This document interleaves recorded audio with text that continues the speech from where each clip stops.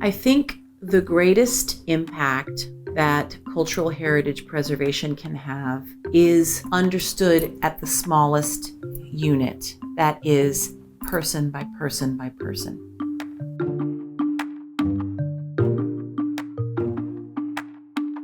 All of our work is driven by telling complete stories, telling the truth, and calling out where power dynamics have meant that some are elevated and others are made invisible. The Monuments Project is Mellon's biggest ever investment.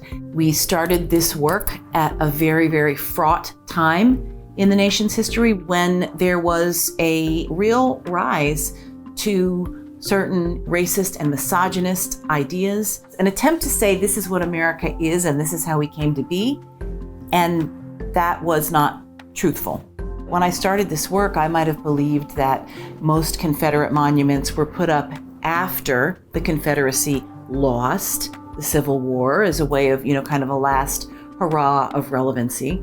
But in fact, most of them were put up deeply into the 20th century in response to civil rights advances. They're not about telling history, they are about continuing the idea that some human beings are superior to other human beings. When I began to think about what is this saying in the present moment and how do we disturb the concept that it is history, what that led me to is, but my God, there are so many other stories. We needed to commission some research first. The amazing Monuments Lab that Paul Farber leads in Philadelphia was where we started because there was no one place where you could go to find out, well, all right, I have a hunch that there aren't very many memorials of women, let's say, in this country, but let's start to add it up.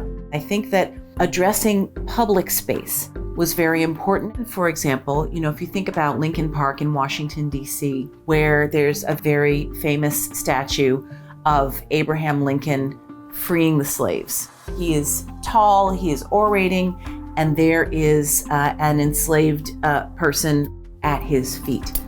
Many people have felt that that was a demeaning image of this Black man and that it overstated Abraham Lincoln's role. I think a very beautifully organic example of contextualizing is that some years later, a statue of the great educator Mary McLeod Bethune was put into Lincoln Park. And this is a park that was blocks from where I grew up in Washington. So this is a park that I walked and ran and spent time in all the time. And I remember when Bethune arrived with all of these children around her, and they turned the Lincoln statue to face her.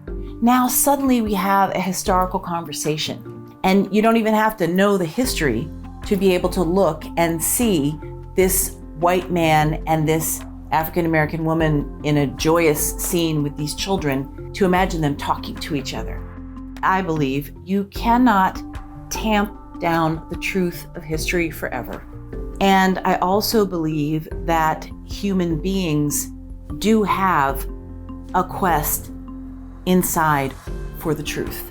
But I think that the role of the arts, of built public spaces, of education, is to help us evaluate and understand the truth, and to be able to understand that a lot of people walk the ground together and might have had different experiences there, but why would we not want to understand that? My earliest memory of a cultural heritage site was probably when I was 4 years old, traveling with my parents.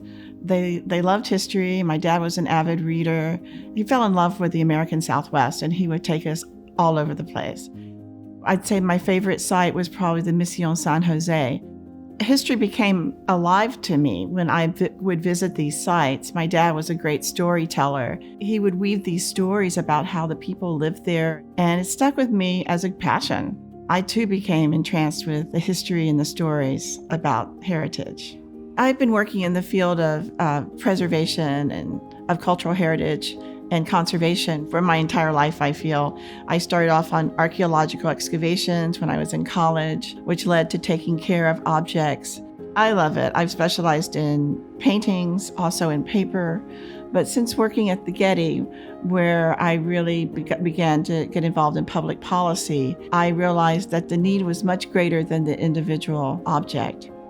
The Friends of Heritage Preservation is a group that was founded because of a need to have more private parties involved in the preservation, and that this group could work on a global level. It started as an idea. I've done it now for almost 22 years, and I have never gotten tired of bringing together these energies of people who learn as much as they can from projects, and also the difference that bringing our endeavors and funding to the projects make for those communities. We had been working in Mexico on a wonderful site, Atotonilco, which is outside of San Miguel de Allende, and World Monuments Fund was at this site, but we weren't partners then. It seemed like a wonderful collaborative moment, and so we subsequently funded and was involved in a project in Cambodia at Phria Khan, and it was called the Adopt a Garuda project. We've been working together ever since, at least 2-3 projects every year. Being involved with preserving culture is one of the greatest things you can do in life. It's full of surprises. It's never dull, because people in the field of preservation are some of the greatest people in the world. And of course, it makes a difference in the world. You are preserving culture for future generations to learn from. I feel like I've been very lucky. My story of the Colossus of Memnon started before actually I started to be involved into the protection of that site. When I started to build my house in 1997 in Luxor on the West Bank, I was staying in a hotel not very far. And on that road, there was a panel in metal.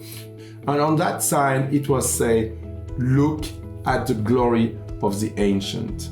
And you don't have a pyramid, you don't have a huge column, you don't have incredible building in front of your eyes. You have the landscape of Upper Egypt in front of you.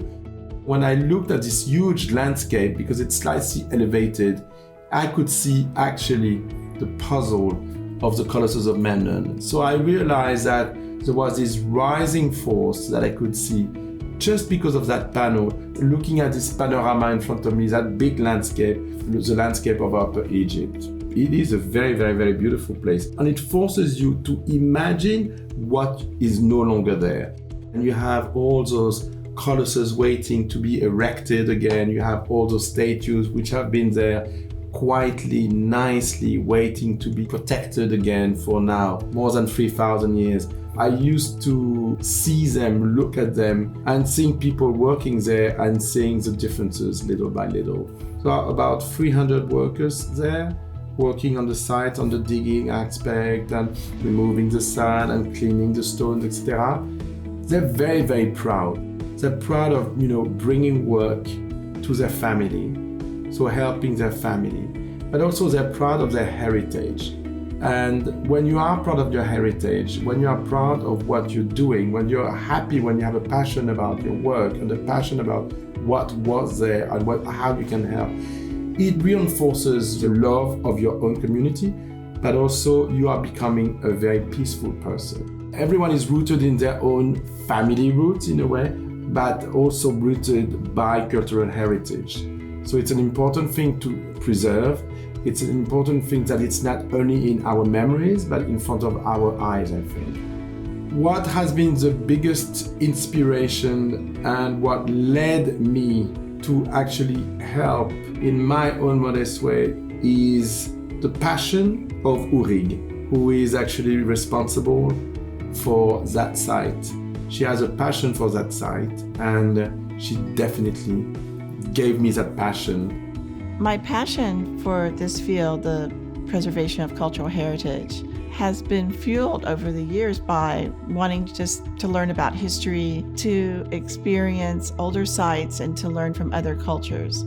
It brings great joy to learn about other people, how they live, and what they cherish, and to be involved in those endeavors.